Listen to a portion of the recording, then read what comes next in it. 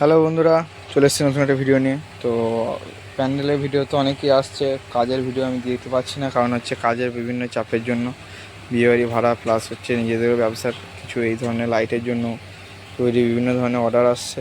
তো আবার নতুন একটা অর্ডারের এই যখন আমার যে চ্যানেলটা গ্রো করেছে, যেটা অর্ডার আমি মূলত আমার যেটা মালটা সবচেয়ে এখন চ্যানেলে বিক্রি হয়েছে সেটা হচ্ছে ঝুড়ি লাইট এবং এই ধরনের ফ্রেম লাইট প্রচুর পরিমাণ বিক্রি হয়েছে। দেখতেই পাচ্ছেন দুটো ফ্রেম লাইট গাঁচ্ছি এবং পুরোটা আমরা তৈরি করি কপারের ল্যামে। দেখাচ্ছি আমরা কী ধরনের এসএমডি ইউজ করি।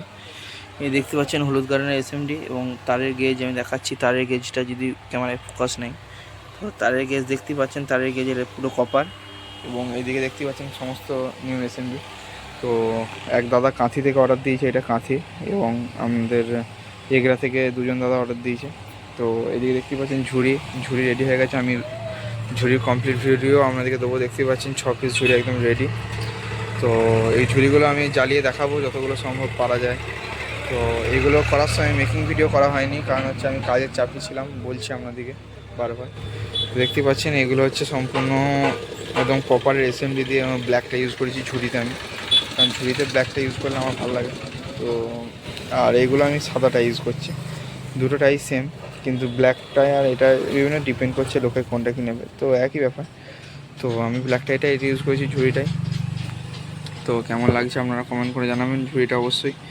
এবং এদিকে মালগুলো দেখতেই পাচ্ছেন, মাল তৈরি করা হচ্ছে এবং পুরোটা আমরা যে তৈরি করি এই ধরনের কপারের তার দেবো দিয়ে টানবো আমরা লাইন টানবো এই কপারের তার দিয়ে। দেখতেই পাচ্ছেন কপারের টাই দিয়ে, এই যে কপারের তার 1.5 mm কপারের তার, এই দেখতেই পাচ্ছেন কপার পুরো।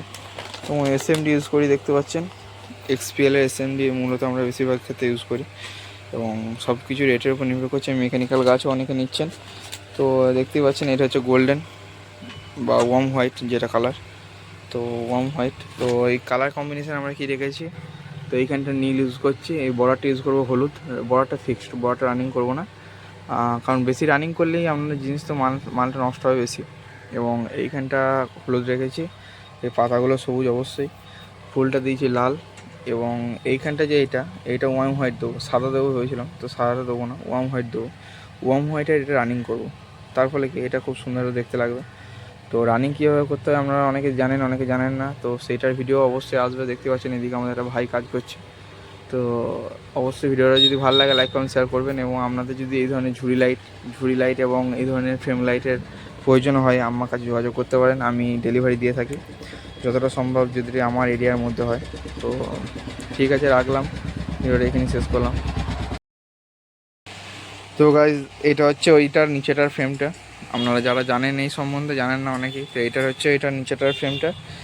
তো নিচেটা এইভাবে, এইটা হাইট আছে 6 ফুট, টোটালটা হাইট হবে 8 ফুট 60 ফুটের মতো হাইট।